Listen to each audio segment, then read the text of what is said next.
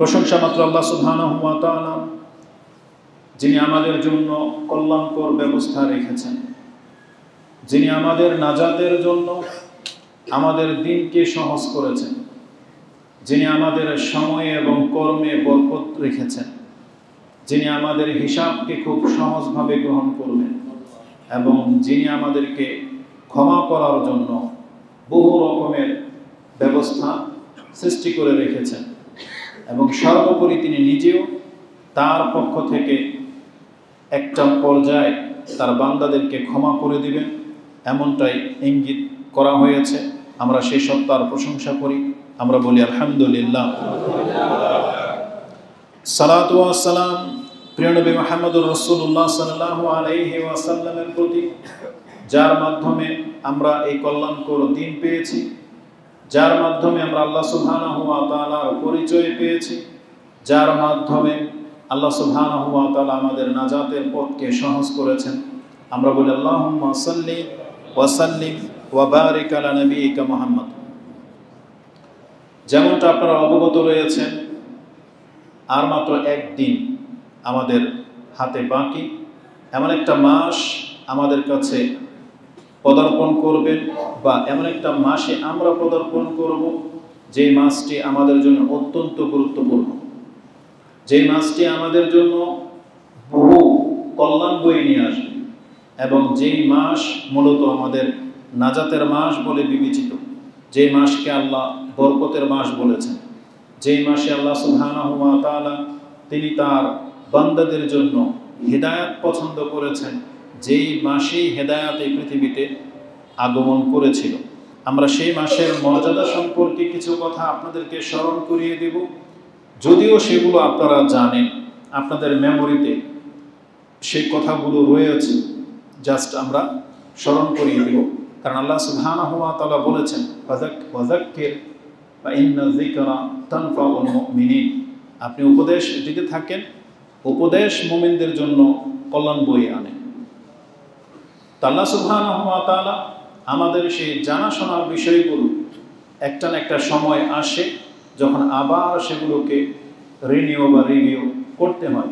তা আমাদের মেমোরি থেকে আমরা রমজান মাসের মাহাত্ম্য মর্যাদা আরেকবার আপনাদের কাছে তুলে ধরতেছি সংক্ষিপ্ত পরিসরে, যাতে করে আপনি এটাকে গুরুত্বের সাথে নিতে পারেন।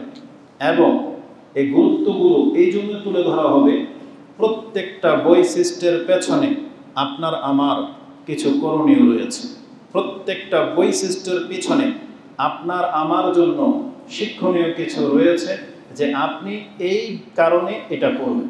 তা আমি কারণগুলো উল্লেখ করব, মর্যাদাটা তুলে ধরব, আপনি সেটাকে কিভাবে মূল্যায়ন করবেন আপনি নিজে ওখান থেকে শিক্ষা নেবেন। যদি আমাদের সময়ের উপরে আমরা আবদ্ধ, তো এই জন্য ওই সব কথাগুলো আমরা হয়তো খুলে খুলে আপনার কাছে ব্যক্ত নাও করতে পারি, সক্ষম নাও হতে পারি, বা মেমোরি থেকে ছুটে যেতে পারে, কিন্তু আপনি আপনার মতো করে সেগুলোকে গুরুত্বের সাথে নেওয়ার চেষ্টা করবেন। শুরুতেই বলে নিই, যদি আলোচনাটা রমজান মাসের বৈশিষ্ট্য নিয়ে, আজকে সিয়াম নিয়ে কোনো কথা আসবে না, সিয়াম নিয়ে আবার অন্য কোনো সময় কথা হবে। কারণ আমার বৈশিষ্ট্য হল, আমি লক্ষ্য করে দেখেছি একটা সূক্ষ্ম জিনিস, অনেক বড় বড় বক্তা আছে বাংলার জমিনে, ডিগ্রিধারী এবং ফেমাস, এবং যাদেরকে মানুষ মূল্যায়নও করে, চিনেও, কিন্তু তাদের বক্তব্য দেখেছি বিষয় একটা, কিন্তু তাতে বহু কিছু অন্য অন্য আদার্স বিষয়ে চলে আসে। কিন্তু আমি চেষ্টা করি যে না, বিষয় যেটা ওটাকে মুখ্য রাখতে। রমজান মাস আর সিয়াম এক জিনিস না, আবারও কথাটাকে স্মরণ করি, রমজান মাস আর সিয়াম এক জিনিস না। রমজান মাস আলাদা একটা জিনিস, রমজান মাসের করণীয় আলাদা একটা জিনিস। যেমন ব্যক্তিত্ব, এটা আলাদা একটা ব্যাপার, আর ব্যক্তিত্বের মাঝে আরও কিছু গুণ থাকা, সেগুলো অর্জিত বা প্রাপ্ত, তখন সেটা ভিন্ন কিছু ফুটিয়ে তুলবে। কিন্তু ব্যক্তিত্ব বলে আলাদা একটা জিনিস থাকে। যেমন মুহাম্মদুর রাসূলুল্লাহ সাল্লাল্লাহু আলাইহি সাল্লাম, তিনি তার ব্যক্তিত্ব আপন জায়গায় সম্মানিত, ব্যক্তিত্বের থেকে তিনি সম্মানিত। আরেকটা হলো প্রাপ্ত, আল্লাহর পক্ষ থেকে তিনি যা প্রাপ্ত হয়েছেন, যেমন তাকে সর্বশ্রেষ্ঠ রাসূল করা হয়েছে, কিন্তু সর্বশ্রেষ্ঠ রাসূল করার আগেই তার ব্যক্তিত্বটাই ছিল শ্রেষ্ঠ। কথাটা কি বুঝতে পারলাম? তার মানে তার ছোট থেকে যে তিনি বড় হয়েছেন, তার ব্যক্তিত্বটাই ছিল শ্রেষ্ঠ। আর আল্লাহ এমন শ্রেষ্ঠ মানুষটাকেই আরো শ্রেষ্ঠ করে দিয়েছেন সর্বশেষ রাসূল হিসেবে পৃথিবীতে প্রেরণ করে দিয়ে। যেমন কোরআন, এটার বৈশিষ্ট্য হলো এটা আল্লাহর কালাম, এটা হলো এটার বৈশিষ্ট্য। তারপরে এই কোরআন আমাদেরকে হেদায়েত করবে, রহমত দেবে, বরকত হবে, নেকি বাড়বে, সেগুলো হচ্ছে এটার সাথে রিলেটেড বিষয়। কিন্তু কোরআন ব্যক্তিত্ব থেকে এটা হচ্ছে আল্লাহর কালাম, এটা মানটাই এমন। তো রমজান মাস হিসেবে একটা আলাদা বৈশিষ্ট্য রাখে, সেটাই আজকে তুলে ধরব। ওই রমজান মাসে আপনি কি করবেন সেটা আলাদা একটা সাবজেক্ট। সিয়াম ইবাদতের দিক থেকে ব্যক্তিগতভাবে সিয়াম বৈশিষ্ট্যপূর্ণ একটা ইবাদত, আর সিয়াম পালন করলে আপনি কি পাবেন সেটা আলাদা একটা সাবজেক্ট। তাহলে সিয়াম আর রমজান এক জিনিস না। আমি আবার ক্লিয়ার করলাম, তাহলে রমজান মাসের বৈশিষ্ট্য নিয়ে কথা বলবো, সেখানে সিয়ামের কোনো কথা আসবে না।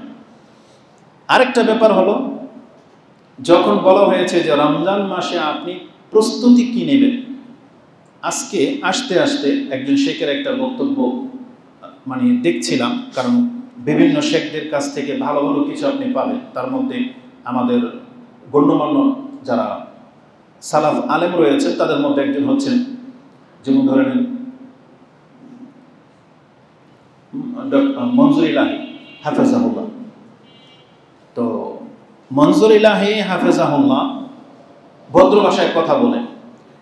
তো তিনি রমজান মাসের প্রস্তুতি নিয়ে হয়তো 1-2 বছর আগে কথা বলেছেন। তা কালকে রাতে ক্লিপটা আসছে, তার মধ্যে এমন একটা কথা যেটা আমি আর আপনি হয়তো ভাবিনি, তো সেটা হচ্ছে স্মরণ করিয়ে দিই। আপনাকে বলা হয়েছে যে রমজান মাসে আপনি প্রস্তুতি নেবেন, তাহলে রমজান মাসের জন্য যেহেতু প্রস্তুতি, তাহলে প্রস্তুতিটা তো তখন হবে রমজান মাসে আসার আগে, তাই না?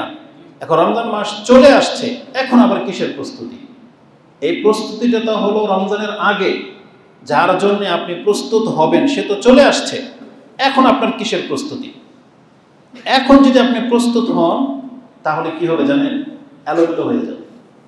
যেই গেস্ট যাকে আপনি অভ্যর্থনা জানানোর জন্য প্রস্তুতি নেওয়ার দরকার ছিল আগে, সেই দরজায় এখন আপনি বলতেছেন মেহমান চলে আসছে, তাড়াতাড়ি করে ঘর গুছাও। রেজাল্টটা কি হবে? সে যত সুন্দর করে গুছান, একটা না একটা ফল্ট থেকেই যাবে। কি ফল্ট? মেহমান ঘরে ঢুকে গেছে, এমন একটা অপ্রীতিকর জিনিস যেটা আপনার ঘরে রয়ে গেছে, আপনি নজরে দেখেন নাই তাড়াহুড়ার কারণে। তো ওই একটা জিনিসে তাকে অসন্তুষ্ট করে দিতে পারে। হয়তো বা বাথরুমটা আপনি পরিষ্কারই রাখেন নাই, তার বাথরুমে যাওয়া প্রয়োজন হতে পারে তাড়াহুড়ায় যেহেতু। তো আপনাকে আগে থেকে প্রস্তুতি নিতে বলা হয়েছিল। এটাকে আপনি নিজের এক্সামের সাথে তুলনা করেন। পরীক্ষা কালকে, প্রস্তুতি কি কালকে নেবেন না তার আগে থেকেই? তার আগে থেকে প্রস্তুতি নিতে হতো। তাহলে পরীক্ষার দিন যারা প্রস্তুতি নেয় তারা ভালো ছাত্র না মূলত। আর এই ধরনের ব্যক্তিদের প্রস্তুতিতে তার কোনো সুফল বয়ে আনে না, কারণ সে সাকসেস হইতেই পারবে না। কারণ এই প্রস্তুতি বরং তাকে আরো বিদঘুটে করে দেবে, প্রশান্তি হারিয়ে ফেলবে।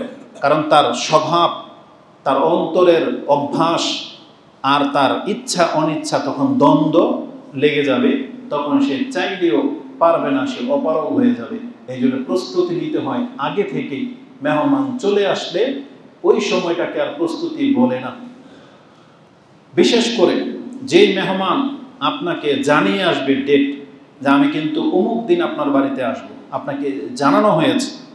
আপনি যদি বিচক্ষণ হন, আপনি যদি সেই মেহমানের কদর বোঝেন, তাহলে বাজার ঘাট আপনাকে ওই দিন আসার আগেই করতে হবে। নাকি ওই দিন যে আজকে মেহমান আসবে আপনি তাকে পেয়ে তারপরে বাজার করবেন, তখন রেজাল্টটা কি হবে?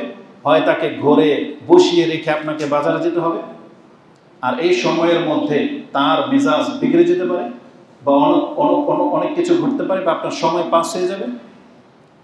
আরেকটা বিষয় হলো, যেই মেহমানকে আপনি আপ্যায়ন জানাবেন বা যার জন্যে আপনি অপেক্ষায় আছেন, আমাদের স্বভাব কিন্তু এইরকমই যার কাছে যেই মেহমানের গুরুত্ব বেশি তার কাছে সেই মেহমানের প্রস্তুতিটাও ভিন্ন হয়।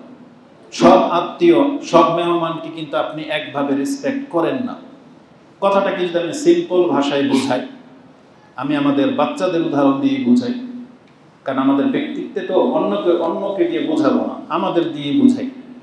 বাচ্চাদের স্বভাব হলো, আপনার বাসায় দেখবেন অনেকে আসে, কিন্তু আপনার বাচ্চারা পছন্দ করে তার ওই আঙ্কেলকে, যে আঙ্কেল আসলে ও কিছু গিফট পায়, যে আসলে ও কিছু পায়, ওটা জেনে গেছে, তাহলে দেখবেন ওনার নাম শুনলে এই বাচ্চা খুশি হয়। এটা আমি দেখেছি, ফিল করেছি। কেন? কারণ ওরা সরল হয়, ওদের সাথে আহামরি কোনো কিছুর সম্পর্ক নাই, কিন্তু একটা চিপস পায় এতেই খুশি, কিন্তু পায়।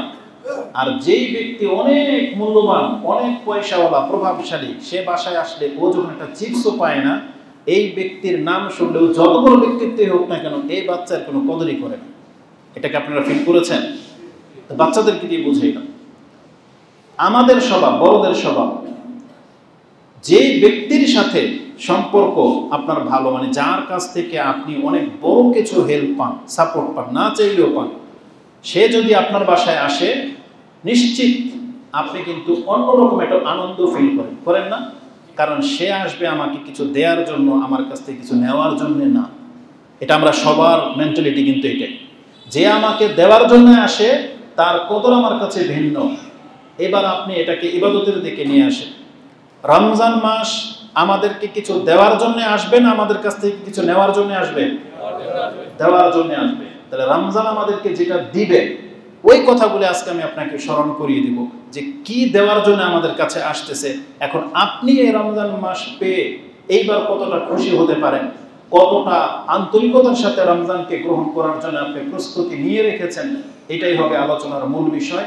এটা খুতবার পরে আপনারা ডিসাইড করবেন যে আমি আর আপনি কি বাস্তবিক এই রমজানকে এইভাবে ফিল করি কিনা, বা এর জন্য আমি আর আপনি কি প্রস্তুতি রেখেছি কিনা। এবার আমি আপনাকে দেখাই আল্লাহ সুবহানাহু ওয়া তাআলা রমজান মাসের বৈশিষ্ট্য সম্পর্কে কি বলেছেন। আমি এক এক করে সেই কথাগুলো আপনার কাছে তুলে ধরবো। যদিও রমজান মাসের বৈশিষ্ট্য আমি যতটা দেখতে পাচ্ছি, যদি সূক্ষ্মভাবে গণনা করা হয় তাহলে 15 থেকে 20টি হবে, তবে আমি আপনার কাছে 11 থেকে 12টা কোট করবো আজকে ইনশাআল্লাহ। আমার ভূমিকাতে যে কথাগুলো আমি বললাম, এটা হচ্ছে আমাদের থিঙ্কিং, বিচার থেকে, কিন্তু আল্লাহ সুবহানাহু ওয়া তাআলা কথাটাকে আরো গুরুত্বের সাথে বলেছেন। কারণ আল্লাহ সুবহানাহু ওয়া তাআলা যেটা বলবেন, তিনি হচ্ছেন আমাদের স্রষ্টা, তিনি হচ্ছেন আলিমুল গায়ব, তিনি হচ্ছেন আজিজ, তিনি হচ্ছেন সব কিছুর ঊর্ধ্বে। নিঃসন্দেহে আল্লাহ সুবহানাহু ওয়া তাআলার উদাহরণ এবং বাচন ভঙ্গি, কথা বলার ধরন, আল্লাহ সুবহানাহু ওয়া তাআলা আমাদের শিক্ষা যেভাবে দিতে চেয়েছেন, এটার উপরে আর কোনো উদাহরণই চলে না।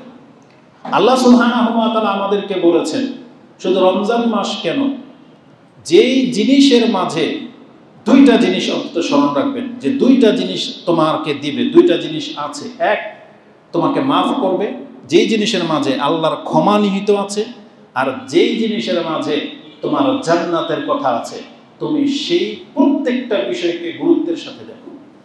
আল্লাহ বলেছেন, মানে যেই কোনো কিছুর সাথে তোমার দুইটা জিনিস জড়িত, তোমার নাজাত এবং জান্নাত। যে এটা করলে আল্লাহ আমাকে মাফ করে দিবেন, আর এটা করলে আল্লাহ আমাকে জান্নাত দিবেন, মানে আল্লাহর সন্তুষ্টি। এমন প্রত্যেকটা বিষয়কে প্রত্যেকটা মুসলিমের উচিত গুরুত্বের সাথে নেয়। আর কোনো কথা আছে এর মধ্যে? মানে এটা শুধু রমজানের জন্য খাস না, এমন প্রত্যেক সময়, এমন প্রত্যেক কাজ, এমন প্রত্যেকটা মুহূর্ত আমাদেরকে গুরুত্বের সাথে নিতে হবে, যেই সময়, যেই কথা, যেই কাজের সাথে দুইটা জিনিসের সম্পর্ক, আমার নাজাত, মানে আল্লাহ আমাকে ক্ষমা করে দিবেন বলেছেন এই কাজটা করলে, আর আমি জান্নাত পাবো, এমন একটা কাজকেও আমাদেরকে মূল্যহীন ভাবা উচিত নয়, সিরিয়াসলি নেওয়া উচিত। যেটা আল্লাহ সুবহানাহু ওয়া তাআলা কোরআনে এইভাবে বলেছেন, যেটা আপনি সূরা আলে ইমরান 3 নম্বর সূরার 133-এ পেয়ে যাবেন। আল্লাহ বলেছেন, ওয়াসারিউ ইলা মাগফিরাতিম মির রাব্বিকুম ওয়া জান্নাত। তোমরা প্রতিযোগিতা করো, সারিউ, তোমরা দৌড় দাও ওই সব বিষয়ের দিকে, যেই দিকে আসলে তুমি ক্ষমা পেয়ে যাবে এবং আল্লাহর জান্নাত পেয়ে যাবে। এটা আল্লাহ আমাদেরকে জানিয়ে দিয়েছেন সূরা আলে ইমরান। এবং সূরা হাদীদে আল্লাহ বলেছেন, সাবিকু ইলা মাগফিরাতিন মির রাব্বিকুম ওয়া জান্নাত, তোমরা প্রতিযোগিতা করো আল্লাহর ক্ষমা যে বিষয়গুলোর মধ্যে আছে এবং যেগুলোর মধ্যে জান্নাতের সুসংবাদ আছে। ওই প্রত্যেকটা বিষয়ের ক্ষেত্রে আমাদেরকে বলা হয়েছে আমরা যেন প্রতিযোগিতায় লিপ্ত হয়ে যাই। কিন্তু আমাদের বাস্তবিক প্রতিযোগিতা হলো মূলত দুনিয়ার জন্য। সেটার জন্য আদেশও করা লাগে না, সেটার জন্য কাউকে শিক্ষাও দেওয়া লাগে না, এটা ব্যক্তির থেকেই আমরা বুঝি। দুনিয়ার কোনো ব্যাপার হলে কারো কাছে সলা পরামর্শ লাগে না, বরং আপনি নিজে থেকেই দেখেন অ্যাডভান্স, আপনি আগেই প্রস্তুত। এটা আল্লাহ সুবহানাহু ওয়া তাআলা ভালো করেই জানেন। তাই আল্লাহ ধর্মীয় ব্যাপারে, পরকালের ব্যাপারে আল্লাহ নিজেই শিক্ষা দিয়েছেন যে সারিউ ইলা মাগফিরাহ, তোমরা আল্লাহর ক্ষমা পাওয়ার জন্য প্রতিযোগিতা করো। রাসূলুল্লাহ সাল্লাল্লাহু আলাইহি ওয়াসাল্লাম তিনি আমাদেরকে এইভাবে তালকিন করেছেন। আবু হুরায়রা তার বর্ণনাকারী, রাসূলুল্লাহ সাল্লাল্লাহু আলাইহি ওয়াসাল্লাম বলেন, মান খাফা আদলাজা ওয়া মান আদলাজা বালাগাল মানজিলা আলা ইন্না সিলআতাল্লাহি গালিয়াতুন আলা ইন্না সিলআতাল্লাহিল জান্নাহ। রাওয়াহু তিরমিজি। ইমাম তিরমিজি রাহিমাহুল্লাহ হাদিসটাকে সিফাতুল কিয়ামা 35 নম্বর অধ্যায় এনেছেন। হাদিস হচ্ছে 2450।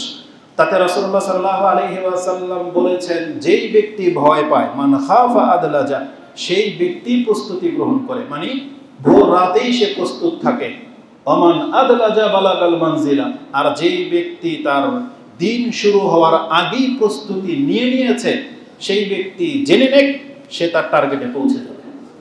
ওমান আদলাজা বালাগাল মানজিলা, তার মানে আমরা যদি জান্নাতকে হারানোর ভয় যদি আমাদের থাকে তাহলে প্রস্তুত হয়ে যান।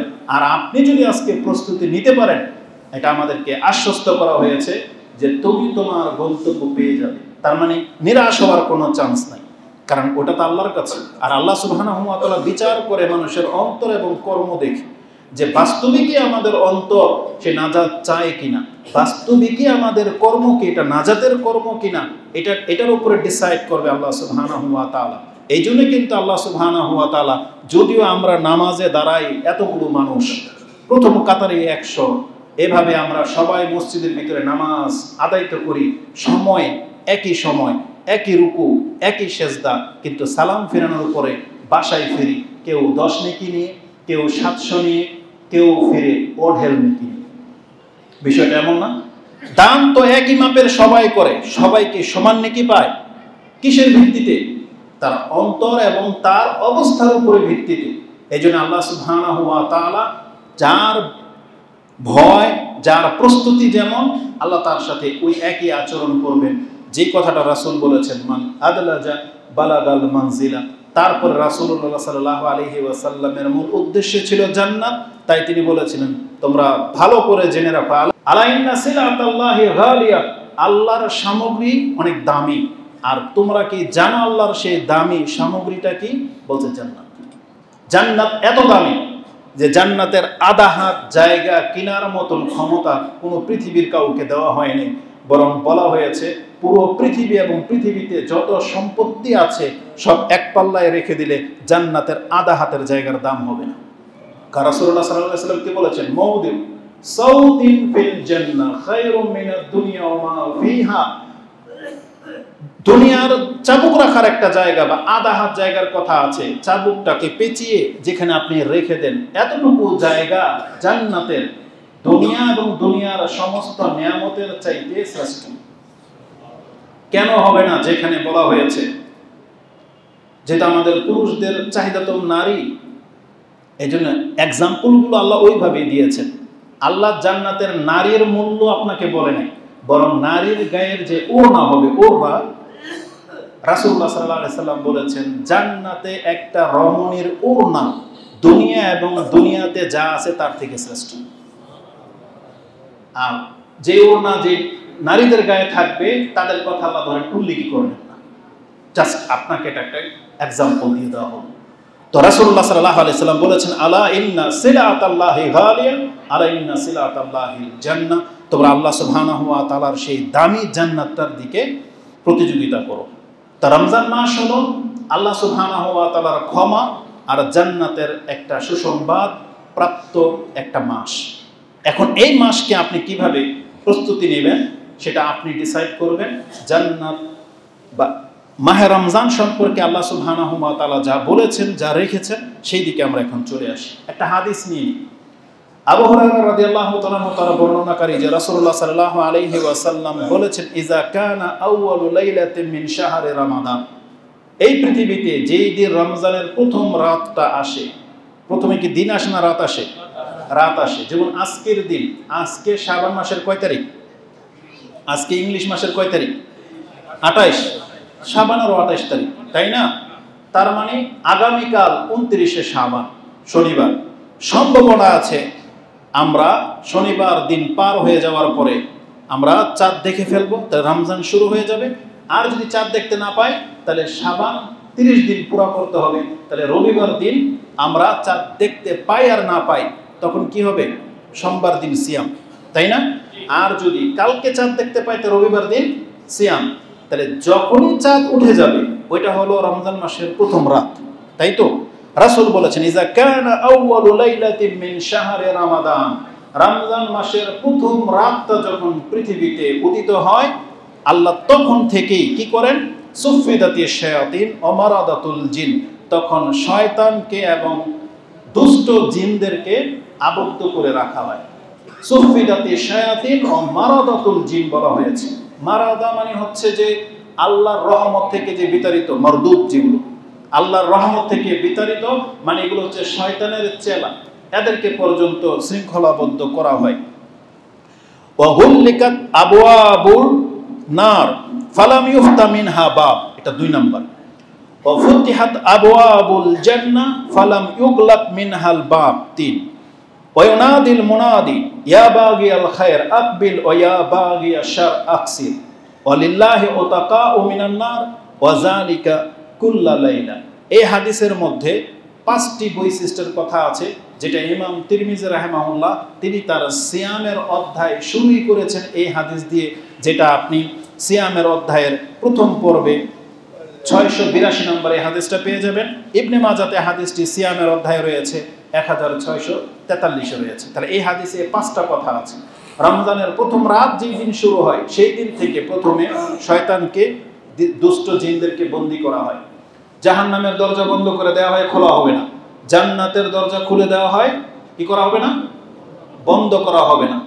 আল্লাহর পক্ষ থেকে একজন ফেরেশতা আহ্বানকারী হিসেবে সুসংবাদ দিয়ে ডাকতে থাকেন, কে আছো কল্যাণকামী, আগে বাড়ো, তোমাকে এখন পেছন দিকে টান দেওয়ার মতন কেউ নেই। আকবিল, কারণ যে টেনে ধরতো সে বন্দী এখন। আকবিল ওয়া ইয়া বাগিয়া শার আকসির, আর যেই ব্যক্তি পাপের দিকে ঝুঁকে গিয়েছিলেন, তোমাকে ধাক্কা দেওয়ার মতন কেউ নাই, থেমে যাও। তার মানে তুমি থেমে যাও, এখন তোমাকে শয়তানের দিকে ধাক্কা দিতে পারবে না। তারপরে বলা হয়েছে ওয়ালিল্লাহি উতাকাউ মিনান নার ওয়া যালিকা কুল্লা লাইলা, রমজান মাসের প্রত্যেক রাতে আল্লাহ সুবহানাহু ওয়া তাআলা মুক্তির রাত হিসেবে ঘোষণা করে দিয়েছেন। তার মানে এই হাদিসে কয়টা পেলাম? 5টা। এইটার কে সামনে রেখে আমরা আগে বাড়বো। এই 5টা বৈশিষ্ট্যের মাঝে একটা আমরা কি পেলাম? ওয়ালিল্লাহি উতাকাউ মিনান নার ওয়া যালিকা কুল্লা লাইলা। আল্লাহ সুবহানাহু ওয়া তাআলা বলেছেন, রমজান মাস এটা এমন একটা মাস, আল্লাহ প্রত্যেক রমজানে আল্লাহর পক্ষ থেকে মুক্তির ঘোষণা করে দিয়ে থাকেন। কত মানুষকে মুক্ত করা হবে এটা উল্লেখ করা হয়নি, কিন্তু আল্লাহ নিজে থেকেই একটা, মানে এটা হচ্ছে এমন একটা রাষ্ট্রের মতো, যে রাষ্ট্রে সাধারণ ঘোষণা ক্ষমা করে কিনা।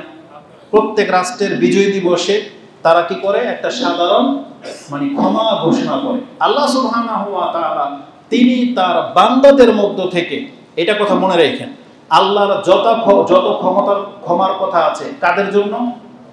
আল্লাহর বান্দাদের জন্য। কথাটা ভুলে যেয়েন না, আল্লাহর বান্দাদের জন্য। কেন এই কথাটা বারবার বলা হচ্ছে? যারা শিরিক করে তারা আল্লাহর বান্দা না, তারা হচ্ছে কোনো বস্তু বা ব্যক্তির বান্দা। কিন্তু আল্লাহর বান্দা কোনোদিন শিরিক করতে পারে না, একমাত্র তাওহীদবাদী এখানে উদ্দেশ্য। আল্লাহর বান্দাদেরকে যারা অপরাধ করে ফেলেছে, আটকে গেছে, তাদের সম্পর্কে আল্লাহ বলতেছেন, আল্লাহ একটা সাধারণ ঘোষণা ক্ষমা করেন। আর সেই সময়টা আল্লাহ শাবান মাসের একটা রাতে রেখেছেন। সেই সময়টা প্রত্যেক সোমবারে আসে, সেই সময়টা প্রত্যেক বৃহস্পতিবারে আসে। কিন্তু আল্লাহ সুবহানাহু ওয়া তাআলা এমন একটা মাস আছে, যে মাসের সব কয়টা দিনকে আল্লাহ ক্ষমার দিন হিসেবে ঘোষণা করে দিয়েছেন। এটা একটা হাদিস। আরো আশ্চর্যজনক হাদিস এই একই বিষয়ে আপনি পেয়ে যাবেন মুসনাদে আহমদে। তাতে কি আছে? আন আবি হুরায়রাতা ও আন আবি সাঈদ, দুইজনের যে কোনো একজন বর্ণনা করেছেন। কালা কালা রাসূলুল্লাহ সাল্লাল্লাহু আলাইহি ওয়াসাল্লাম ইন্না লিল্লাহি উতাকা ফি কুল্লি ইয়াউমিন ওয়া লাইলাতিন, আল্লাহ শুধু রাতেই ক্ষমা করে না, বরং রমজান মাসে দুইবার ক্ষমা করা হয়, দিনের বেলা একবার, রাতের বেলা একবার। তার মানে রমজান মাস এমন একটা মাস, তার রাতের মর্যাদা দিনের মর্যাদা সমান সমান। যারা রাতে এমন হইতে পারতো যে যারা দিনে সিয়াম রাখেন তারাই শুধু ক্ষমা পাবে, না, আল্লাহ ক্ষমাটা দুই ভাবে রেখেছেন। এমনও হতে পারে দিনে সিয়াম রাখার কারণে ক্ষমা, রাতে কিয়াম করার কারণে ক্ষমা। আর এই সম্পর্কে হাদিস স্পষ্ট আছে, এটা আমরা পরে যাব। তার মানে আপনার মেমোরিতে এটা থাকতে হবে, রমজান মাসের একটা বৈশিষ্ট্য হলো রমজানের দিনে এবং রাতে আল্লাহর পক্ষ থেকে বহু সংখ্যককে জাহান্নাম থেকে মুক্ত করে দেওয়া। এটা হচ্ছে রমজান মাসের একটা বৈশিষ্ট্য। কিন্তু এটা 1 নম্বর বৈশিষ্ট্য না। যদি আমি এটা দিয়ে শুরু করলাম, আপনি গণনা করেন, ধরে নেন এটা 5 নম্বর বৈশিষ্ট্য, কারণ 5টার একটা হচ্ছে এটা। এই 5টার দ্বিতীয় একটা বৈশিষ্ট্য কি বলা হয়েছে, কারণ আমার কাছে যেটা বেশি ইম্পর্টেন্ট মনে হয়েছে, যেগুলো আপনি আপনার মেমোরিতে নেয়ার মতো আমি ওইভাবে নোটটাকে সাজিয়েছি। দ্বিতীয় বৈশিষ্ট্যটা যেটা 5টার দ্বিতীয়, সেটা কি? রাসূলুল্লাহ সাল্লাল্লাহু আলাইহি ওয়াসাল্লাম কি বলেছেন? সুফিদাতি শায়াতিন ও মারাদাতুল জিন, আল্লাহ সুবহানাহু ওয়া তাআলা রমজান মাসের শুরুতেই শয়তানকে বন্দী করে দেন, আর ওকে খোলা হবে না। এটা আমাদের কি ফায়দা? এটা হচ্ছে জানার বিষয়। এই জন্য আপনাকে এটা প্রথম দিকে আমি উল্লেখ করে দিচ্ছি। এটা এই জন্য যে, কারণ শয়তান মূলত আমাদের প্রকাশ্য শত্রু। আর আপনি জেনে রাখেন, আপনার চলার পথে আপনার শত্রু যদি থাকে তাহলে অনেক সময় না, বরং শত্রুর কারণে আপনি বাধাপ্রাপ্ত হন, বরং আপনার কাজ সুন্দর হয় না, এই শত্রু আপনার ক্ষতি করার চেষ্টা করে। আর বাস্তবিকই যদি সে প্রকাশ্য শত্রু হয়, প্রকাশ্য শত্রু ঘোষণা করে দিয়েছে। মানুষ শত্রু হতেও পারে, নাও হতে পারে, আমরা তাদেরকে চিনি না, অনেক সময় আচরণে আমরা শত্রু মনে করি, অথচ সে শত্রু নাও হতে পারে। কিন্তু শয়তান এমন একটা শত্রু যে একবারে প্রকাশ করে দিয়েছে, এলান করে দিয়েছে যে আমি আদম সন্তানকে ছাড়বো না।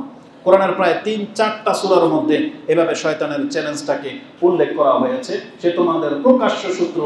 তারপরে শয়তান যদি প্রকাশ নাও করতো তাতেও কিছু যায় আসে না। আমাদের রব যিনি আপনাকে আমাকে সৃষ্টি করেছেন, যিনি আপনার আমার অন্তরের খবর জানেন, সে আল্লাহ শয়তানের অন্তরের খবরও জানেন। সে আল্লাহ নিজে আমাদেরকে জানিয়েছেন, ইন্নাহু লাকুম আদুউম মুবিন, শয়তান তোমাদের প্রকাশ্য শত্রু।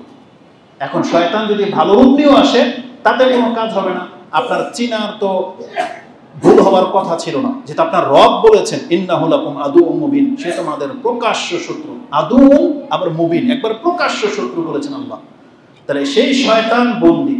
তার মানে আপনি এখন এমন একটা জনপদ দিয়ে যাচ্ছেন যে জনপদে আপনার কোনো শত্রু নেই, তাহলে সেই জনপদে আপনার চলার ধরনটা ভিন্ন হবে।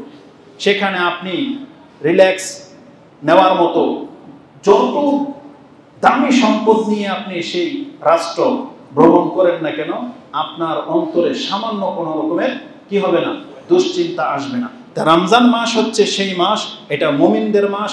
সেই ব্যক্তি জেনে নেক যে আজকে এই মাসে গুমরাহ করার মতো আপনার প্রকাশ্য যে শয়তান, সেটা আপনার আশেপাশে নাই। এটা আপনাকে জানিয়ে দেওয়া হয়েছে। এটা এত বড় একটা ইহসান আল্লাহর পক্ষ থেকে করা হয়েছে। আল্লাহ যে চান যে আমরা আগে বাড়ি, এটা হচ্ছে তার প্রমাণ। যদিও আল্লাহ সুবহানাহু ওয়া তাআলা আমাদেরকে জানিয়ে দিয়েছেন, আল্লাহর বান্দা যারা, তারা রমজান মাস কেন, কোন মাসেই শয়তান তাদেরকে গুমরাহ করতে পারে না। ইল্লা ইবাদাকা মিনহুমুল মুখলাসিন, শয়তান নিজে বলেছিল আমি সমস্ত বান্দাকে গুমরাহ করব, তবে আল্লাহ আপনার মুখলেস বান্দা যারা, তাদেরকে আমি গুমরাহ করতে পারবো না। এই জন্যে যারা সালাত আদায় করে তারা রমজান মাসেও করে, রমজান ছাড়াও করে। কিন্তু আপনি এমন এক ব্যক্তি যে আপনি রমজান মাস ছাড়া সালাত আদায় করতে পারেন না, তাহলে মানে আপনি আল্লাহর মুখলিসিন বান্দা হতে পারেননি। এটা আপনাকে হতে হবে। তারপরেও অকল্যাণের কল্যাণ, যদি আপনি রমজান মাসে 5 ওয়াক্ত সালাত আদায় করেন, তার মানে বুঝতে হবে যে আপনি ব্যক্তিগত পাপী না, শয়তান আপনাকে পাপ করায়। তখন আপনাকে বাঁচতে হলে আল্লাহর কাছে আশ্রয় চাইতে হবে। আর এই 1 মাস আপনি শয়তানের সাথে শত্রুতা শক্তি অর্জন করবেন, যাতে আবার ঈদের দিন থেকে আপনি আবার শয়তানের বন্ধু যেন হয়ে না যান। এটাকে যদি আপনি গ্রহণ করেন, তাহলে এই দাবি সত্যায়ন হবে যে হ্যাঁ, বাস্তবিকই আপনি খারাপ না, শয়তান আপনাকে খারাপ করে দিয়েছিল, কিন্তু 1 মাস দূরে থাকার কারণে আপনি আবার ভালো হয়ে গেছেন। কিয়ামত পর্যন্ত শয়তান যেন আপনাকে আর গোমরাহ করতে না পারে। এই কারণগুলো ছিল আল্লাহ সুবহানাহু ওয়া তাআলা শয়তানকে বন্দী করে দিয়েছেন। আল্লাহ সুবহানাহু ওয়া তাআলা যেমনটা আপনাকে আমি সূরা বনী ইসরাইল থেকে একটা আয়াত শুনিয়েছি যে ইল্লা ইবাদাকা মিনহুমুল মুখলাসিন, ঠিক আল্লাহ সুবহানাহু ওয়া তাআলা সূরা আরাফ 7 নম্বর সূরার 16 এবং 17 নম্বরে বলেছেন, শয়তান বলেছিল কালা ফাবিমা আগওয়াইতানি লাআকুদান্না লাহুম সিরাতাকাল মুস্তাকিম। আল্লাহ এই যে আদমের কারণে আজকে আমাকে আপনি গোমরাহ করলেন, আল্লাহকে বলতেছে শয়তান যে যেই মানুষটার কারণে আজকে আমি গোমরাহ হইলাম, যার কারণে আমি আজকে পরীক্ষিত হইলাম, আল্লাহ আপনি সাক্ষী থাকেন আমি আদম সন্তানের একটাকেও ছাড়বো না, আমি ওদের একেবারে সিরাতুল মুস্তাকিমের পথে বসে থাকবো, যেই পথে ওরা আপনার পথে আসবে আমি ওই পথে দাঁড়িয়ে থাকবো, ওদেরকে পথে আসতে দেব না। বলা হয়েছে লাআকুদান্নাহুম সিরাতাকাল মুস্তাকিম, একেবারে যেটা সঠিক সরল পথ সেই পথে বসে থাকবে বলা হয়েছে। এমন বলা হয় নাই যে আমি পাশে বসে থাকবো, ওই পথ দিয়ে যারা যাবে আমি ডাকবো টানবো, বলছে না আমি ওই পথেই বসে থাকবো। তার মানে ইসলাম সত্য, এটা সবাই জানেন। ইসলাম হচ্ছে সিরাতুল মুস্তাকিম, আল্লাহর পথে যাওয়ার পথ। আর এই পথে ইসলামের মধ্যে হাজারো শয়তান কাজ করে যাচ্ছে, হাজারো শত্রু কাজ করে যাচ্ছে। যদি কথাটা এমন হতো যে আমি সিরাতুল মুস্তাকিমের পাশে বসে থাকবো, তাহলে আমরা বুঝতাম তারা হয়তো হিন্দু, খ্রিস্টান, বৌদ্ধ, নাসারা, ওরা আমাদেরকে ডাকতেছে। কিন্তু শয়তান বলেছে আমি সিরাতুল মুস্তাকিমের উপরেই বসে থাকবো।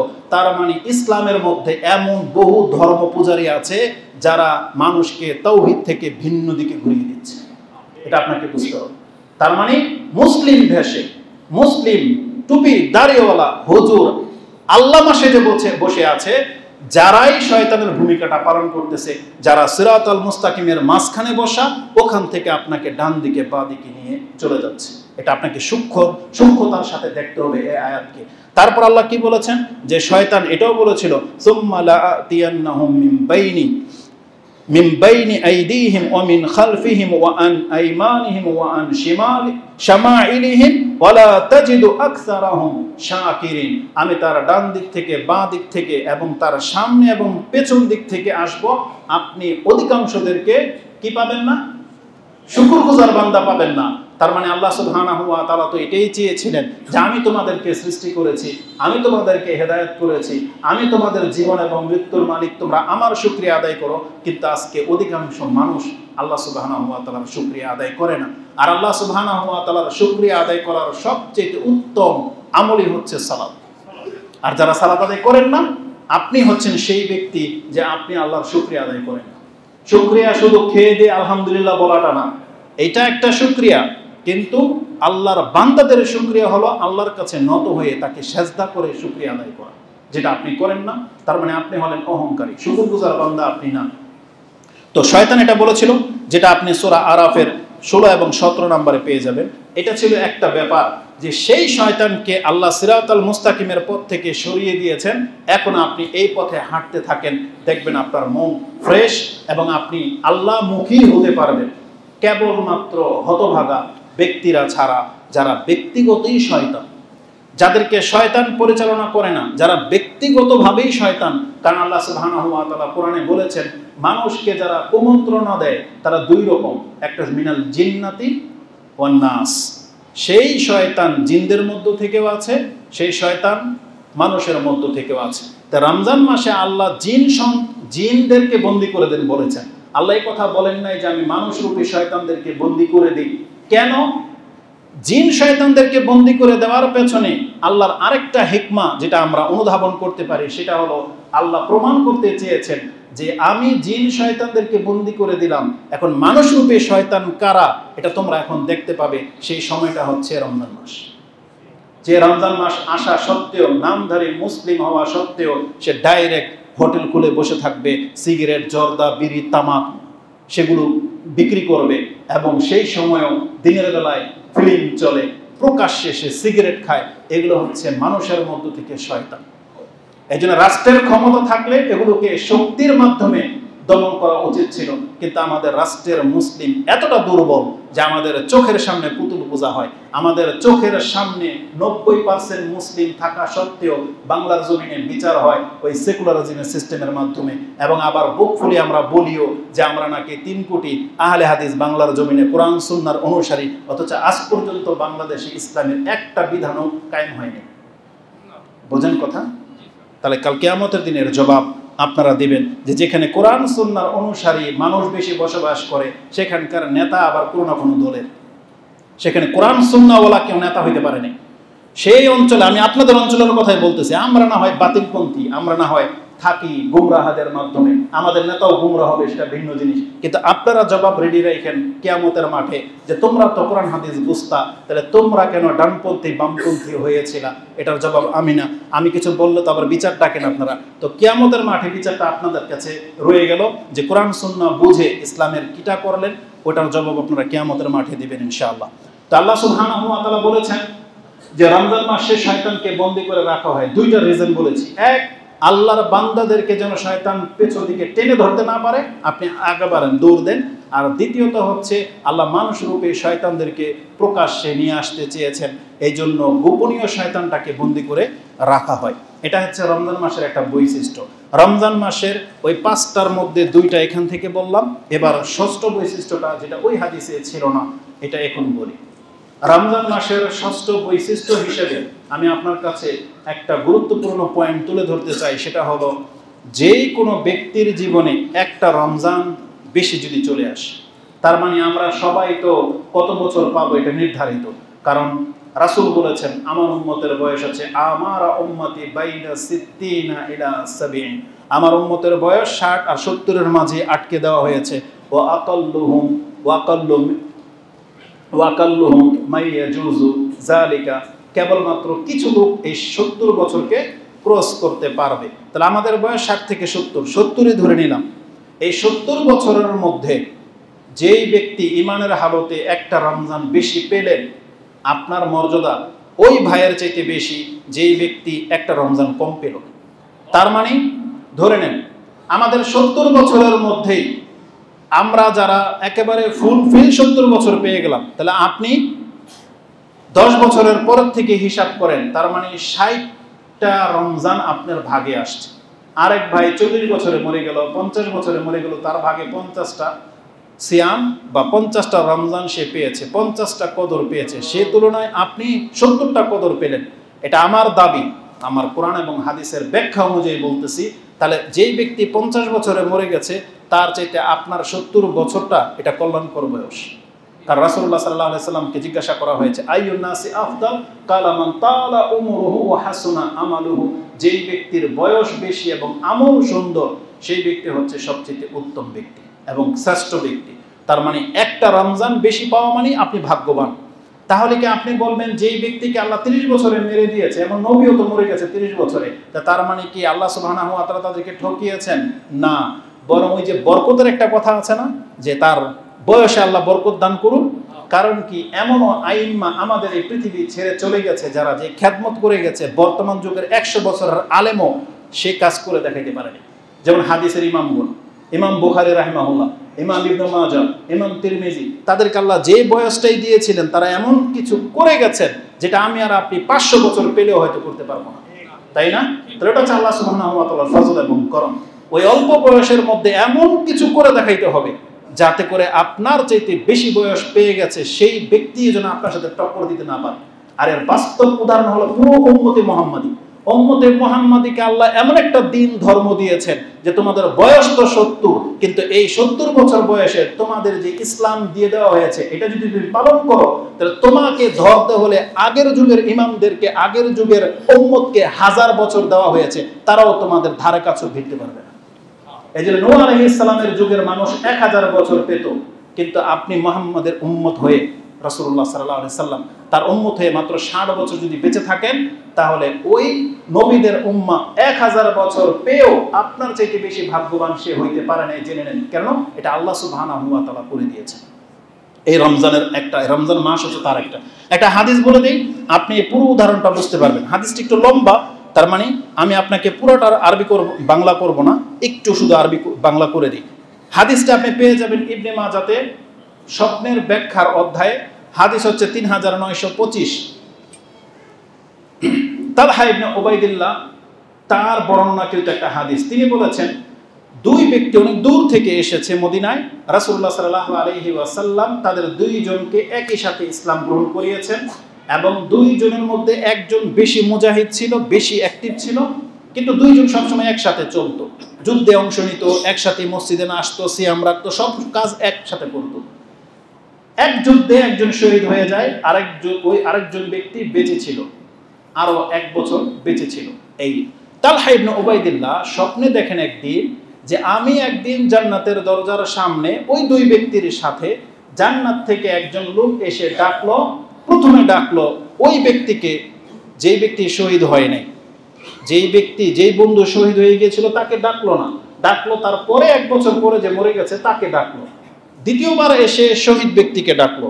তৃতীয়বার এসে আমাকে বলল তুমি ফেরত যাও, তোমার সময় এখনো আসেনি।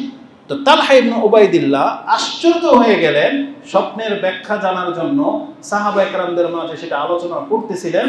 তখন সবাই অবাক হয়ে গেল, এই স্বপ্নের কি ব্যাখ্যা হতে পারে? শহীদ ব্যক্তি কিভাবে পরে জান্নাতে যায়? তার তো আগে যাওয়ার কথা ছিল। তো রাসূলুল্লাহ সাল্লাল্লাহু আলাইহি ওয়াসাল্লাম, আমরা আবার স্বপ্নের ধর্মে বিশ্বাসী না। এই স্বপ্ন যদি রাসূলুল্লাহ সাল্লাল্লাহু আলাইহি ওয়াসাল্লাম ব্যাখ্যা না করতেন, এটা আমরা কোনোদিন কোট করতাম না। এটা রাসূলুল্লাহ সাল্লাল্লাহু আলাইহি ওয়াসাল্লামের কাছে গিয়ে এটা জানানো হলো। তখন রাসূলুল্লাহ সাল্লাল্লাহু আলাইহি সাল্লাম বলেছেন যে মিন আইয়া যালিকা তাজাবুন, এই ঘটনার মধ্যে তোমাদেরকে কোন জিনিসটা আশ্চর্যিত করলো, কেন তোমরা অবাক হচ্ছ, কোন বিষয়টাকে কেন্দ্র করে? তখন তারা বলেছিল কালু ইয়া রাসূলুল্লাহ হাযা কানা আশাদ্দার রাজুলাইনি ইজতিহাদান, এই ব্যক্তি তো এই ব্যক্তির চাইতে অনেক বেশি মেহনত করেছে, এমনকি যুদ্ধ করেছে এবং তাকে শহীদও করে দেওয়া হয়েছে, সে তো শহীদ ছিল। সুম্মা তুশহিদা, তাকে শহীদ করে দেওয়া হয়েছে। ওয়া দাখালা হাযাল আখিরুল্লাযী জান্নাতা ক্বাবলাহু, কিন্তু তার পরের ব্যক্তি আগে জান্নাতে কিভাবে ঢুকলো, এটা হচ্ছে আমাদের আশ্চর্য হওয়ার ব্যাপার। তখন রাসূলুল্লাহ সাল্লাল্লাহু আলাইহি ওয়াসাল্লামের জবাব শুনুন। ফাকালা রাসূলুল্লাহ সাল্লাল্লাহু আলাইহি ওয়াসাল্লাম আলাইসা কাদ মাকাসা হাযা বাদাহু সানাতান, এই ব্যক্তি কি তারপরে 1 বছর বেঁচে ছিল না? বলতেছে হ্যাঁ বেঁচে ছিল। সুম্মা আদরাকা রমাদান, সে কি রমজান মাস পেয়েছে? বলছে হ্যাঁ পেয়েছিল। ওয়া আদরাকা রমাদানান ফাসামা, সিয়াম রেখেছে? বলছে না। ওয়া সাল্লা কাযা ওয়া কাযা মিন সাজদাতিন, আর এই 1 বছর এসে সালাত আদায় করেছে, এত এত এত সাজদা তার আমলনামায় জমেছে। ফিসানা কালু বালা ইয়া রাসূলুল্লাহ, ওয়া ক্বালা রাসূলুল্লাহ সাল্লাল্লাহু আলাইহি ওয়াসাল্লাম ফামা বাইনাহুমা আবাদু মিম্মা বাইনাস সামাই ওয়াল আরদ, এই 1 বছরের একটা রমজান মাস পেয়ে যাওয়ার কারণে, সিয়াম রাখার কারণে, সালাত পড়ার কারণে তার আর তার শহীদ বন্ধুর মর্যাদার মধ্যে এতটা দূরত্ব তৈরি হয়ে গেছে যতটা দূরত্ব জমিন থেকে আকাশের আছে। তার মানে এক একটা ইবাদতের মূল্য এত, রমজান মাসের মূল্য এত, যেই ব্যক্তির তকদিরে যত বেশি রমজান পেয়ে যাচ্ছেন, যত বেশি কদর পেয়ে যাচ্ছেন, তার মানে আপনি আপনার আরেক ভাইয়ের চাইতে তত বেশি সম্মানিত পদ পেয়ে গেছেন। এই জন্য এই রমজানকে আপনি কিভাবে রেসপেক্ট করবেন সেটা এখন আপনার ব্যাপার। আমরা যতটা জেনেছি এতটা বললাম আপনাকে। যদিও এই হাদিসের রেফারেন্সে আরেকটা হাদিস আপনার কাছে পেশ করা যেতে পারে, যেটা আবু দাউদে 2524 2524 নম্বরে রয়েছে, যেখানে বলা হয়েছে যে যেই ব্যক্তি একটা সেজদা বেশি দিতে পারবে, এই একটা সেজদাই তার আগের বন্ধুর চাইতে 1 ধাপ তাকে আগে বাড়িয়ে দেবে। তো লম্বা করব না, এই ব্যাপারে শুধু নাম্বারটা বলে দিলাম, 2524 মানে 2524 নম্বরে আবু দাউদে আপনি পেয়ে যাবেন। তা রমজান মাসের ষষ্ঠ বৈশিষ্ট্য আমরা কি পেলাম? যে যেই ব্যক্তির নসিবে একটা রমজান বেশি চলে আসছে, সেই ব্যক্তি আরেক ব্যক্তির চাইতে বেশি সম্মানিত হওয়ার যোগ্যতা রাখেন। এখন এই রমজানকে আপনি কিভাবে কদর করবেন আপনি ডিসাইড করে নেন। রমজান মাসে আল্লাহ সুবহানাহু ওয়া তাআলা এমন একটা বৈশিষ্ট্য রেখেছেন, এটা হচ্ছে রমজান মাসের 7ম বৈশিষ্ট্য, যে রাসূলুল্লাহ সাল্লাল্লাহু আলাইহি ওয়াসাল্লাম বলেছেন ফি কুল্লি ইয়াউমিন ওয়া লাইলাতিন লিকুল্লি আবদিন মিনহুম দাওয়াতুন মুস্তাজাবাতুন। আপনার অবগতির জন্য স্মরণ করিয়ে দিই, আমরা সবাই জানি মুস্তাজাবুদ দাওয়া হলেন প্রত্যেক নবী এবং রাসূল, তাদের দোয়া আল্লাহ কি করেন? কবুল করেন। এই উম্মতের বহু ব্যক্তিরা আছেন যারা মুস্তাজাবুদ দাওয়া পর্যায়ের, যেমন হতে পারে সেটা আবু বকর সিদ্দিক, হতে পারে ওমর, যে তাদের সম্পর্কে সরাসরি বর্ণনা নাই বিদায়, কিন্তু এটা আমাদের ঈমান। অবশ্যই আল্লাহ সুবহানাহু ওয়া তাআলা তাদেরকেও মুস্তাজাবু দাওয়ার পর্যায়ে নিয়ে যান। কারণ কি, এটা কেন বললাম? কারণ আমাদের কাছে এটার ইঙ্গিত আছে। যেমন ওমর রাদিয়াল্লাহু তাআলা আনহু তিনি কি বলতেন, আমার অন্তরে ইসলামের ব্যাপারে যেই রকমের আমি ফয়সালা কামনা করেছি, আলহামদুলিল্লাহ আল্লাহ আমার ফেভারেই কি করেছেন, হুকুম নাজিল করেছেন। পর্দার ক্ষেত্রে, মদের ক্ষেত্রে, এগুলো সব ওমর রাদিয়াল্লাহু তাআলার চিন্তা ছিল, আল্লাহ কেন পর্দাকে ফরজ করেন না, আল্লাহ কেন মদকে হারাম এখনো ঘোষণা করতেছেন না। তার মানে এগুলো মানুষের জন্য ক্ষতি। সুবহানাল্লাহ, আল্লাহ ওই অনুকূলেই ফয়সালা নাজিল করে দিয়েছেন। তাহলে তারা যে মুস্তাজাবুদ দাওয়া, এটা হচ্ছে তার ইঙ্গিত বহন করে। কিন্তু প্রকাশ্যভাবে রাসূলুল্লাহ সাল্লাল্লাহু আলাইহি ওয়াসাল্লাম এক ব্যক্তিকে সার্টিফাই করেছিলেন। কে ছিলেন তিনি? ইয়ামানের একজন ব্যক্তি, ওয়াইজ করুনি, তাই না? ওয়াইজ আল কারনি, যাকে রাসূলুল্লাহ সাল্লাল্লাহু আলাইহি ওয়াসাল্লাম বলেছেন সে হচ্ছে মুস্তাজাবুদ দাওয়া। তার মানে এই উম্মতের মধ্যে এরকম বহু ব্যক্তি আল্লাহ সুবহানাহু ওয়া তাআলা হয়তো সৃষ্টি করে দেবেন, তাদেরকে আমরা চিনি বা নাই বা চিনি। কিন্তু আশ্চর্যের ব্যাপার হলো, রমজান মাস এমন একটা মাস, আল্লাহ এই মাসে প্রত্যেক মুসলিমকে মুস্তাজাবুদ দাওয়া ঘোষণা করে দিলেন। মানে এমন কে আছেন পেরেশানিতে আছেন, এমন কে আছেন মা বোন, এখন আপনি আল্লাহর কাছে দোয়া করবেন, আল্লাহ বলছেন তুমি মুস্তাজাবুদ দাও। তোমার একটা দোয়া, দিনের বেলা একটা দোয়া, রাতের বেলা আল্লাহ কবুল করবেন, এটার গ্যারান্টি দিচ্ছেন আল্লাহ। রাসূলুল্লাহ সাল্লাল্লাহু আলাইহি ওয়াসাল্লাম বলছেন ফি কুল্লি ইয়াউমিন ওয়া লাইলাতিন, রমজান মাসের প্রত্যেক রাতে এবং দিনে, লিকুল্লি আবদিন, এখানে কিন্তু কোনো ওলির কথা নাই, এখানে কোনো আলেমের কথা নাই, কোনো শেখের কথা নাই, এখানে বলা হয়েছে লিকুল্লি আবদিন, যারা আল্লাহর বান্দা এমন প্রত্যেক ব্যক্তিকে করে দেওয়া হয়, মিনহুম, তাদের মধ্য থেকে, দাওয়াতুল মুস্তাজাবাতু, তাদের মধ্য থেকে আল্লাহ সুবহানাহু ওয়া তাআলা দাওয়াত কবুল করে থাকেন, দোয়া কবুল করে থাকেন। তাহলে এটা হচ্ছে রমজান মাস, এমন একটা মাস। এখন আপনি আল্লাহর কাছে দোয়া করবেন কি করবেন না, এটা আপনাকে ডিসাইড করা উচিত। কতক্ষণ করবেন এটা আপনি এখন থেকে চিন্তা করে নেন যে কতক্ষণ করবেন। তার মানে বলা হয়েছে তোমার সব দোয়া থেকে আল্লাহ কবুল করবেন, এটা গ্যারান্টি রয়েছে। মুসনাদ আহমদে হাদিসটি ৭৪৫০ রয়েছে। তারগিব ওয়া তারহিবের মধ্যে আপনি 1002 নম্বরে পেয়ে যাবেন। নাসিরউদ্দিন আলবানী হাদিসটাকে হাসানুন সহিহ বলেছেন। ইমাম আহমদ আরেকটা হাদিসে বলেছেন, ওয়া ইন্না লিকুল্লি মুসলিমিন ফি কুল্লি ইয়াউমিন দুআউন মুস্তাজাবাতুন ইয়াদউ ফায়াস্তাজিবু লাহ। আর একটু ব্যাখ্যার সাথে তিনি মুসনাদ আহমদে হাদিসটি ৭১৩৮ রয়েছে। এখানে ডাইরেক্ট মুসলিম শব্দ দিয়ে আসছে যে প্রত্যেক মুসলিম যে দোয়াগুলো করে, যদি সে দোয়া করে তাহলে তার দোয়া কবুল করা হবে, এটা সম্পর্কে এই হাদিস রয়েছে। তাহলে এটা হচ্ছে রমজান মাসের ৭ নম্বর বৈশিষ্ট্য। এই মাসের ৮ নম্বর বৈশিষ্ট্য হলো আল্লাহ সুবহানাহু ওয়া তাআলা এই মাসকে পাপের কাফারা স্বরূপ ঘোষণা করে দিয়েছেন। মানে শাবান মাস আসছে, আপনাকে পাপ মাফ করে দেওয়ার কথা নাই। জিলহজ মাসে যারা হজ করবে তাদের সাথে শুধু সম্পর্ক। মুহররম মাস যারা ওই যে সিয়াম রাখবে তাদের সাথে সম্পর্ক। অন্যান্য মাসের ইবাদতের সাথে এক্সট্রা সম্পর্ক, ইবাদতের সাথে। আর রমজান মাসের ইবাদতের সাথে না, মানে রমজান মাসটাই হলো আপনাকে আমাকে ক্ষমা করে দেওয়ার মাস। আল্লাহ 3টা ধাপ গ্রহণ করেছেন। একটা ক্ষমা হলো আল্লাহ নিজের পক্ষ থেকে, আপনি ইবাদত করেন আর না করেন আপনাকে ক্ষমা করে দেওয়া হবে। আল্লাহ সুবহানাহু ওয়া তাআলা কি বলেছেন? রাসূলুল্লাহ সাল্লাল্লাহু আলাইহি ওয়াসাল্লাম, ইমাম মুসলিম সেই হাদিস তাহারাতের অধ্যায়ে এনেছেন 440-এ, যে as-সালাওয়াতুল খামসা ওয়াল জুমআতু ইলাল জুমআ ওয়া রামাদানু ইলা রামাদানা মুকাফফিরাতুম মা বাইনাহুন্না ইজতানাবাল কাবায়ের। যদি কোনো ব্যক্তি কাবিরা গুনাহ থেকে বেঁচে থাকা ব্যক্তি থেকে থাকেন, রমজানের চাঁদ উঠে যাবে, আপনার 1 বছরের ছোট পাপ সব মাফ। তাহলে রমজানকে আমাদের জন্য পাপের কাফারা স্বরূপ করা হয়েছে। এমনকি রাসূলুল্লাহ সাল্লাল্লাহু আলাইহি ওয়াসাল্লাম বলেছেন, এই রমজান মাসের ইবাদতের মাঝেও পাপের মাফের ঘোষণা রয়েছে।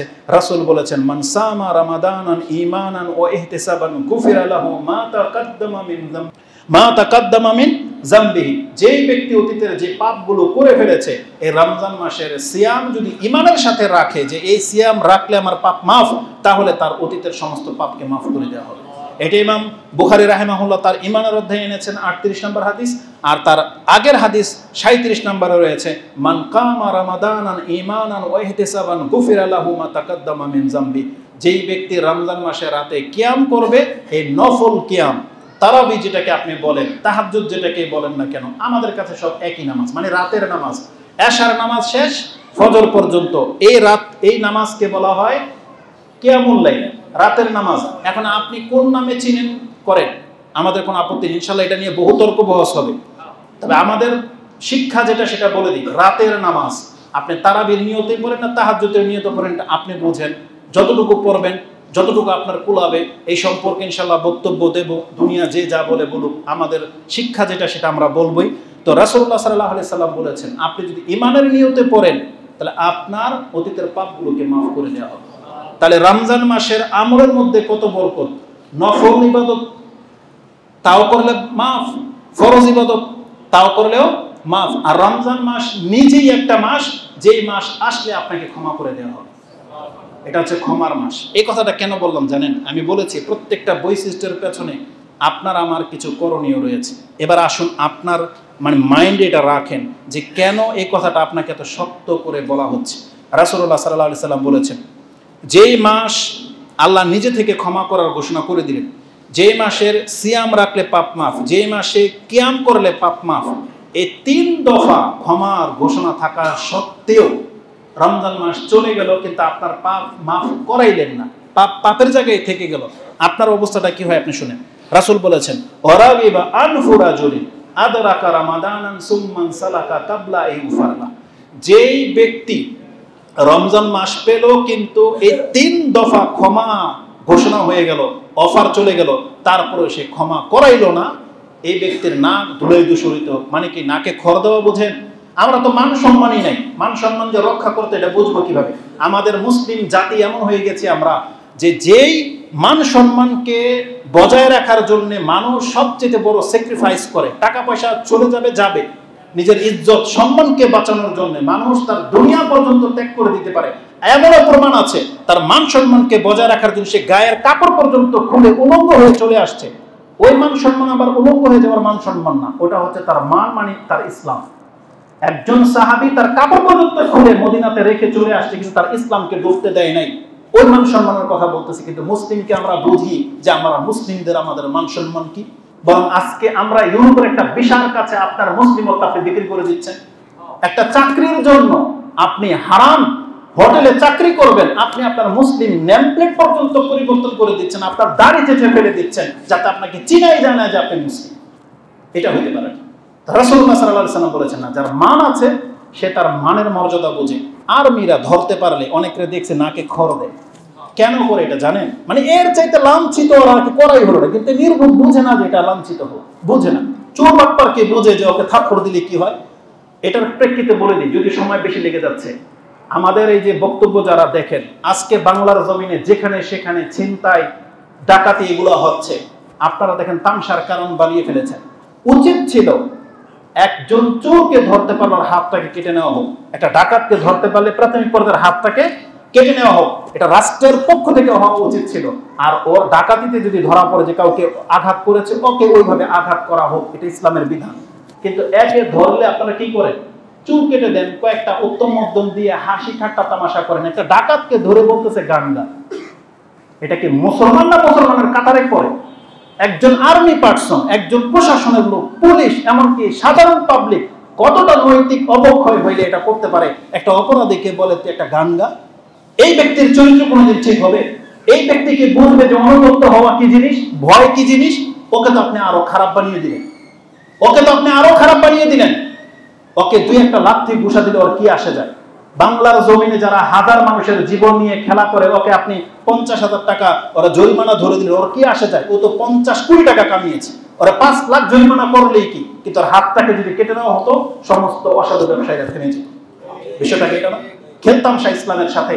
ডাকাতকে ধরতেছেন, আপনি সাথে সাথে অ্যাকশনে যান, তাইলে তো চুরি বাটপারি সব থেমে যায়। ওদেরকে নিয়ে আপনি নাচ গান করেন, মানে টিকটক বানানোর জায়গা এটা। এই জাতি কোনোদিন শুধু হবে না, এই জাতি। তো রাসূলুল্লাহ সাল্লাল্লাহু আলাইহি ওয়াসাল্লাম বলেছেন, রাগিবা আনহু রাজুলিন, যেই ব্যক্তির নাক অপরাধের কারণে মাটিতে খড় দেওয়া হয়, সেই রকম অপরাধ হলো রমজান মাস পাওয়ার পরে যদি কোনো ব্যক্তি তার পাপকে মাফ করাইতে না পারে। এই হাদিস কোথায় রয়েছে?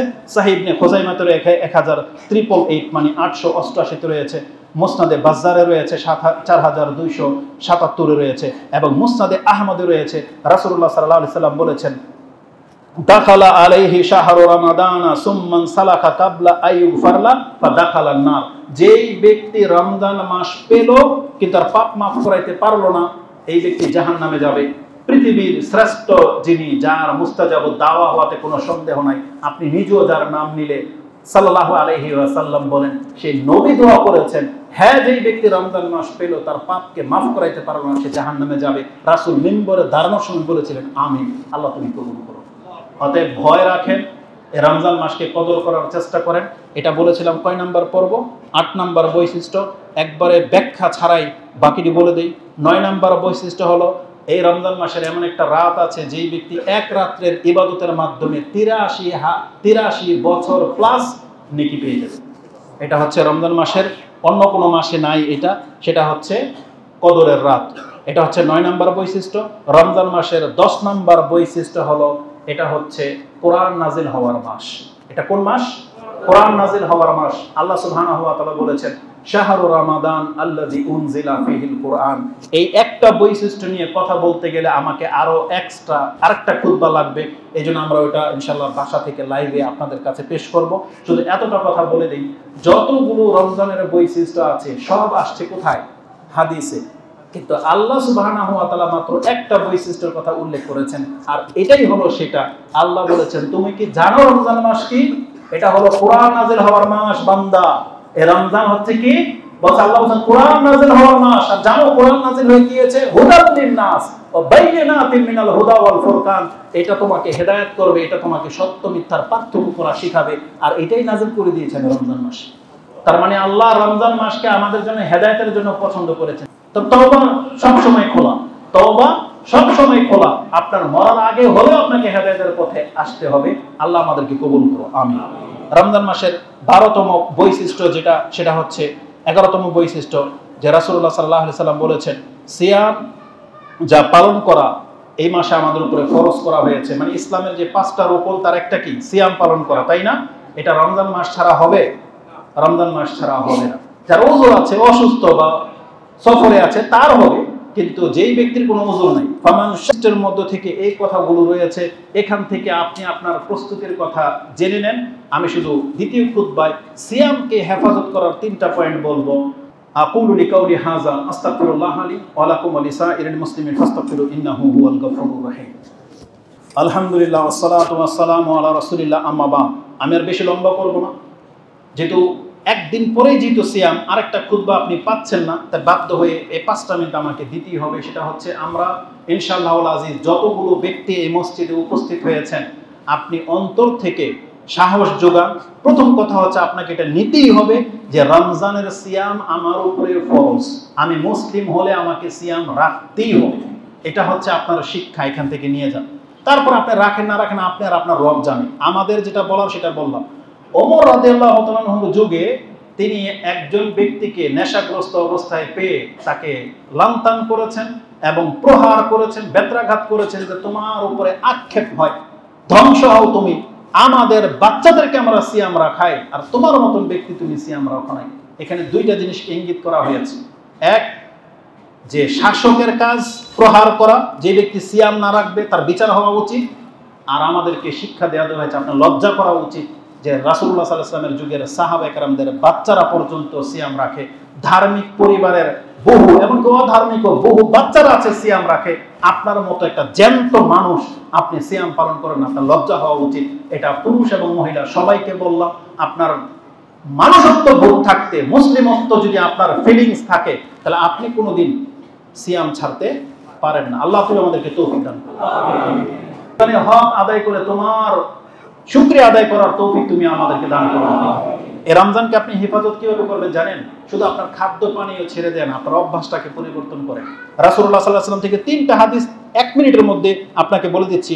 মান লাম ইয়াদা কাওলা যুর ওয়া আমালা বিহি ফালাইসা লিল্লাহি হাজাতুন আইয়াদা তাআমাহু ওয়া শারাবা। আপনার খানা আর পানি ছেড়ে দেওয়া আল্লাহর কোনো প্রয়োজন পড়ে না। আল্লাহ শুধু সিয়ামের মাধ্যমে চাচ্ছেন আপনি আপনার মিথ্যা ছেড়ে দেন, আপনি আপনার ধোঁকাবাজি ব্যবসাটা ছেড়ে দেন। আল্লাহ শুধু এটা চাচ্ছে। এক। দ্বিতীয়ত রাসূলুল্লাহ সাল্লাল্লাহু আলাইহি ওয়াসাল্লাম, এই হাদিস বুখারীতে আছে 1770 এ। দ্বিতীয় হাদিস রাসূল বলেছেন, লাইসা সিয়ামু মিনাল আকলি ওয়াশ শুরবি ফাকাত। সিয়াম মানে শুধু পানি আর খাদ্য ছেড়ে দেওয়ার নাম না। ইন্নামা সিয়ামু মিনাল লাগবি ওয়ার রাফাস। সিয়াম মানে হলো আপনার অনর্থক, নিরর্থক ঠাট্টা মশকারি টিটকারি করা থেকে আপনি জবানটাকে হেফাজত করেন। বাস, এটা হচ্ছে সিয়াম। তার মানে খারাপের দিকে যেতেই বলা হয়নি। জেনা তো দূরের কথা, ফাহেশা তো দূরের কথা, বলছে লাগো, তুচ্ছ তাচ্ছিল্য, ঠাট্টা ফাইজলামি, থেকে মুক্ত থাকার নাম হচ্ছে সিয়াম। এই জন্য আপনি সিয়াম রেখে কোনোদিন টিভি, গান বাজনা, এই টিকটক এগুলোর মধ্যে জড়াইতে পারেন না। এটা ছেড়ে দেওয়ার নামটাই হলো সিয়াম। এই হাদিস কোথায় আছে? এই হাদিসের 4টা কিতাবে আছে। সহিহ ইবনে হিব্বানের 1996, আল হাকিম ফিল মুস্তাদরাক 1570, সুনানুল আল কুবরা লিল বাইহাকি 8312, সহিহ ইবনে হিব্বান 3479 এবং সর্বশেষ হাদিস রাসূল বলেছেন, রুব্বা সাইমিন লাইসা লাহু মিন সিয়ামিহি ইল্লাল জু ওয়া রুব্বা কাইমিন লাইসা লাহু মিন কিয়ামিহি ইল্লাস সাহার। দুই শ্রেণীর মানুষের কথা বলা হয়েছে। কতক ব্যক্তি সিয়াম রাখবে কিন্তু তার আমলনামায় লেখা হবে শুধু খিদার কষ্ট, আর কতক ব্যক্তি তারাবি পড়া ব্যক্তি আছে, লেখা হবে রাত জাগা ব্যক্তি, তার নেকির চেহারাও লেখা হবে না। আমরা বলতে পারি নিঃসন্দেহে যারা সিয়াম রাখা অবস্থায় লাগো এই দুষ্টামি ফাজলামি কাজগুলো করেন, আপনি নেকি শূন্য উঠবেন।